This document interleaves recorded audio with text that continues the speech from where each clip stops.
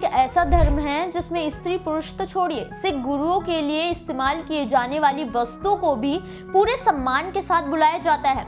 दशम गुरु गुरु गोबिंद सिंह जी ने सिख धर्म में बराबरी के लिए सिख पुरुषों को सिंह और महिलाओं को कौर कहकर बुलाया था। ये उनका ही संदेश था कि सिख धर्म में कोई लिंग भेद जात पात नहीं होगा। हर वो चीज जो सिख धर्म के प्रचार प्रसार के लिए इस्तेमाल की जाएगी वो पवित्र और सम्मान्य होगी। जैसे कि सिखों के 10वें गुरु श्री गुरु ग्रंथ साहिब जी को ढकने के लिए इस्तेमाल किए जाने वाला पवित्र रुमाल। लेकिन आपने सोचा है कि श्री गुरु ग्रंथ साहिब जी को ढकने के लिए रंग बिरंगा रुमाल क्यों इस्तेमाल होता है और क्या कहते हैं इस रुमाल को सिख समुदाय के लोग? जानेंगे इस रुमाल के बारे में, साथ ही कैसे दशों गुरुओं से जुड़ा हुआ है इसके बारे में भी जानेंगे। नमस्कार, मेरा नाम है मोहिनी और आप देख रहे हैं नेटड्रिक पंजाब। जब दशम गुरु गुरु गोबिंद सिंह जी सचखंड चले गए थे तब उन्होंने सचखंड जाने से पहले 6 गुरु की वाणी और करीब 15 संत सूफी की वाणियों को संकलित गुरु ग्रंथ साहिब को ही सिखों के 11वें गुरु के रूप में उपाधि दे दी थी।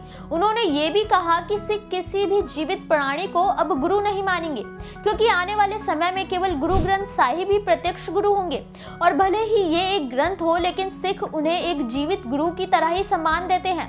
उनका स्थान हमेशा लोगों के बैठने के स्थान से करीब 3 से 4 फीट ऊंचा ही रखा जाता है, जिसे रंग बिरंगे रेशम या मखमल के रुमाल से ढका जाता है, जिसे सिख संगत रुमाला साहिब कहते हैं। यानी कि सिख धर्म में पवित्र ग्रंथ को ढकने के लिए इस्तेमाल होने वाले रुमाल को पूरा सम्मान दिया जाता है। जिस तरह से गुरुद्वारों में जाने से पहले या अरदास करने से पहले हम अपने सिरों को ढकते हैं, ठीक वैसे ही श्री गुरु ग्रंथ साहिब जी को रुमाला साहिब से ढकना सिख गुरुओं के प्रति अत्यंत श्रद्धा का प्रतीक होता है। रुमाला साहिब से पवित्र ग्रंथ को ढकने के पीछे कई और कारण भी हैं, जिसमें सबसे ज्यादा जरूरी है कि श्री गुरु ग्रंथ साहिब के अंग यानी कि पन्नों की सुरक्षा हो सके, उस पर धूल, गर्मी, कीड़े मकोड़े और नमी से उनकी सुरक्षा की जा सके। गुरु ग्रंथ साहिब को हमेशा एक शाही शख्स की तरह ही ट्रीट किया जाता है, जो सुप्रीम पावर लेकर बैठे हुए हों।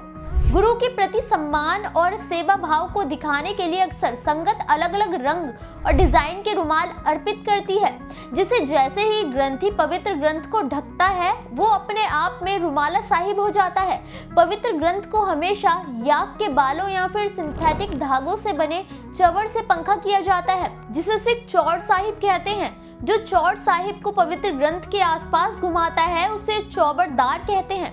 प्रथम गुरु गुरु नानक देव जी ने अपने समय से ही इस परंपरा का ऐलान कर दिया था कि पवित्र ग्रंथों को रुमाला साहिब से ढका जाएगा और चौड़ साहिब से पंखा किया जाएगा, जिसे गुरु के प्रति सर्वोच्च सम्मान, भक्ति और अपने प्रेम को दर्शाने के लिए किया जा रहा है। अक्सर पवित्र और पारिवारिक त्योहारों और फंक्शन में जो संगत गुरुद्वारा आकर भेंट चढ़ाती है, मन्नतें पूरी होने के बाद वो रुमाला साहिब भेंट के रूप में चढ़ाते हैं। ये केवल प्रतीक है इस बात का कि भले ही कोई जीवित गुरु सिख धर्म में नहीं है, लेकिन उनकी पूरी श्रद्धा निष्ठा 11वें गुरु गुरु ग्रंथ साहिब के प्रति है, वही उनके लिए सुप्रीम है।